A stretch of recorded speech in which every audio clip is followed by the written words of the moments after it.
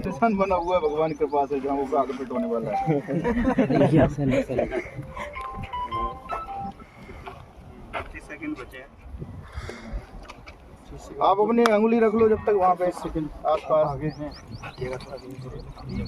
10-15 second.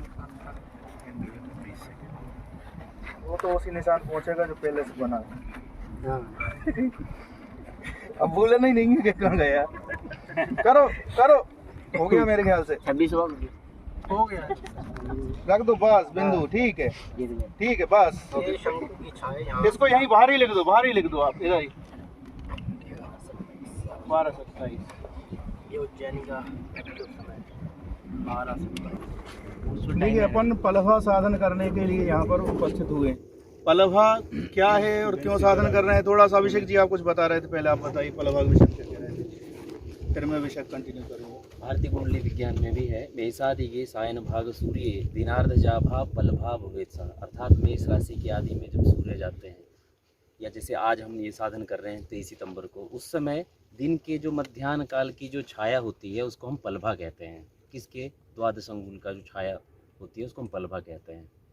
अब यहाँ इन्होंने एक चर्चा की द्वादशांगुल शंकु की। रूपेश जी बताइए, द्वादशांगुल शंकु जो लेना है 12 अंगुल ही या कुछ और?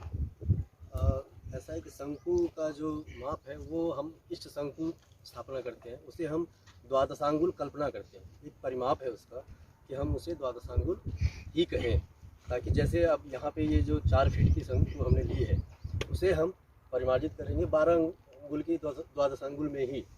ऐसा तो विजय जी 4 फीट लिया हमने, उसका क्या कारण है, वो हमें अच्छा क्यों लगा ये माप?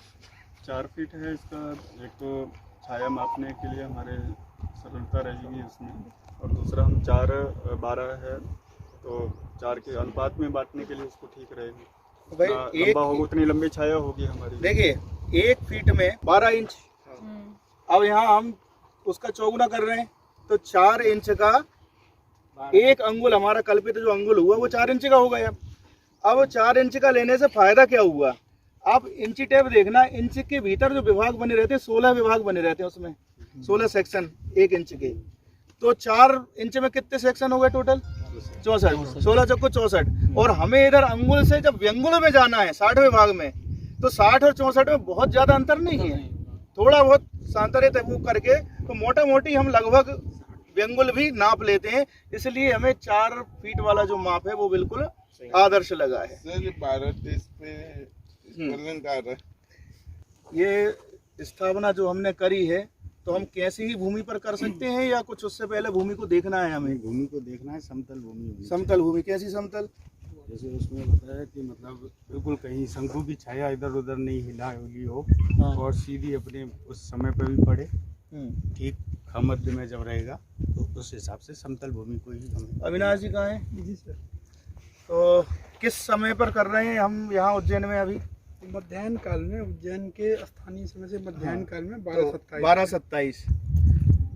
विजय जी 12:27 क्यों आ रहा है यहाँ पर उज्जैन में?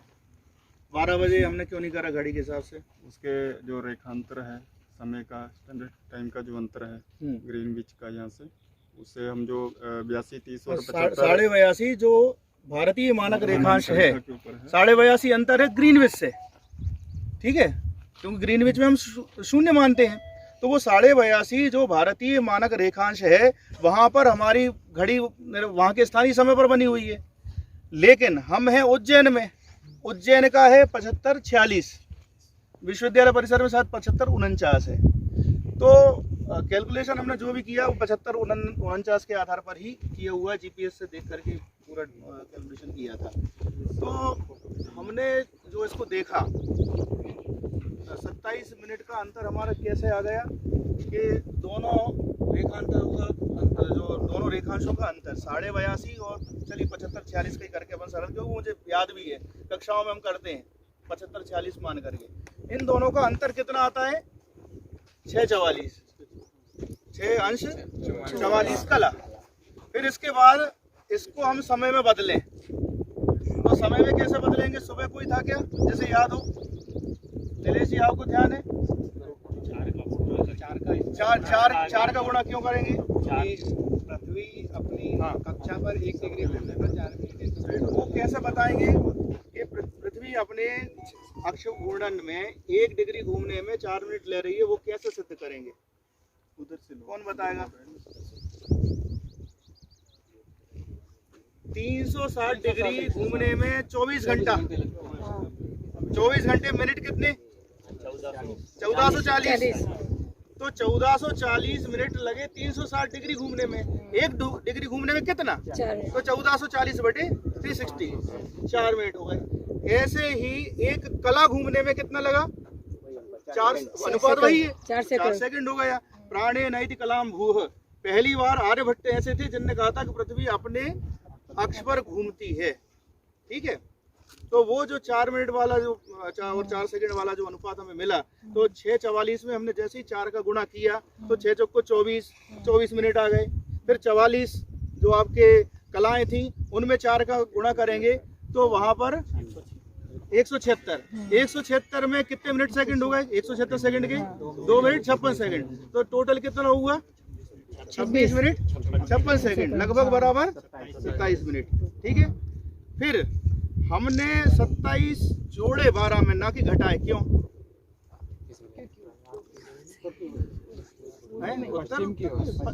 हम जो है 82.5 से पश्चिम में है, मतलब सूर्य पहले कहाँ पे पहुंचेंगे? प्रयाग में ही, क्योंकि वो पूर्व का स्थान है। और हमारे यहाँ आएंगे तो 27 मिनट बाद। देखिए, सूर्योदय का समय तो सबका बदलता है अपने अपने अक्षांश के कारण, लेकिन मध्याह्न में तो सबका बराबर जाएगा। सबके स्थानीय मध्याह्न में सूर्य बिल्कुल टॉप पर होने चाहिए। और खमध्य में भी एक बात और समझ लें कि एक तो हो गया कि वास्तविक खमध्य जिसकी बात कर रहे हैं, सूर्य के सापेक्ष खमध्य की चर्चा अलग करनी पड़ेगी, क्योंकि सूर्य रोज खमध्य में से नहीं जाएंगे। बिल्कुल जो सेंटर पॉइंट है उस पर तो जिस दिन आना होगा हर जगह संभव भी नहीं है। जैसे ध्रुव पर सोचेंगे सूर्य कभी खमध्य में जाएंगे ही नहीं, वो 23-11 से ज्यादा नहीं। तो इसीलिए आचार्य वराह ने क्या कहा है कि ध्रुवों पर दिशा का ज्ञान करना क्यों कठिन है।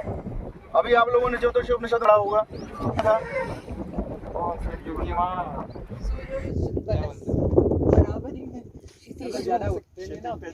किसी सूर्योदय होता है और रोज जब पृथ्वी का घूमना होता है तो वो सूर्य चारों दिशाओं में ऐसे भाई क्षितिज पर ही, फिर थोड़ा उठते तो मैक्सिमम कितना उठेगा? जितने पृथ्वी का झुकाव है 23-26, तो वो 23-26 तक जाएंगे। और उसको बराबर ने कहा है कि जैसे तकी नृत्य करती है सूर्य ध्रुवों पर, उसी प्रकार सब दिशाओं में घूमता है। और 6 महीना बाद जिस पॉइंट से वो उदित हुआ था उसी पॉइंट पे आकर के अस्त होता है। तो वो कहते हैं कि यदि सूर्य का उदय होना पूर्व का प्रमाण है और सूर्य का अस्त होना पश्चिम का प्रमाण है, तो भैया ध्रुव पे क्या, जिसको 6 महीने पहले पूर्व कह रहे थे उसी को 6 महीने बाद पश्चिम का है। इसलिए उन्होंने कहा वहां पर दिशा का ज्ञान नहीं हो सकता। ठीक है, तो चलिए अपन ये पलवा का साधन कर रहे हैं। और आज के दिन ही क्यों, ये कौन बताएगा? बराबर होना अधूरा उत्तर है, वो पहचान केवल दिन और रात के। लेकिन सबसे बड़ी बात है कि सूर्य आज लंबवत होता है कौन सी? विषुवत रेखा पर। ठीक है, विषुवत रेखा और हमारे अक्षांश में कितना अंतर हुआ? कितने डिग्री का अंतर होगा हमारे अक्षांश की? विषुवत रेखा 0 है, तो अक्षांश तुल्य अंतर आना चाहिए। तो स्वाभाविक है कि जब उदय काल हुआ उस समय तो सूर्य चूंकि पूरे पृथ्वी के सापेक्ष बहुत बड़े हैं, तो वहां से जब किरणें आती है तब तो आज के दिन, संपात के दिन, बिल्कुल मध्य पूर्व में उदय और मध्य पश्चिम में अस्त। लेकिन इसके बीच में वो इस तरीके से उठा, ये है ना, अब ये आप छाया को देख रहे होंगे कि इसमें अंतर आता जाएगा।